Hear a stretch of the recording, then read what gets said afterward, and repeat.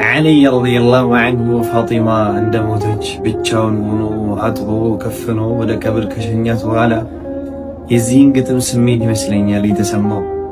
ምን ያህል ገጣሚው ሩበማ ነልተቂ ፊ ሐያቲን ኡኽራ፣ ምናልባት አላህ ብሎ ቀጣይ ላይፍ ቀጣይ ሐያት ላይ እንገናኝ ይሆናል።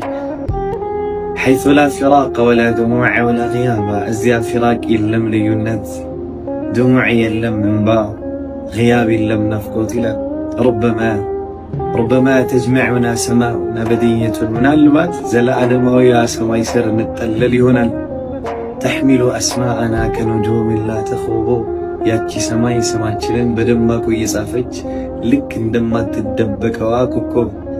ሱብሓነላህ ኩንቲ ኑረ ዐይኒ፣ አንቺ የዐይኔ ብርሃን ነበርሽ። ፈአጥፋእኪ ረሒሉ፣ ሞት ወሰደብኝ፣ ሞት አጠፋብኝ።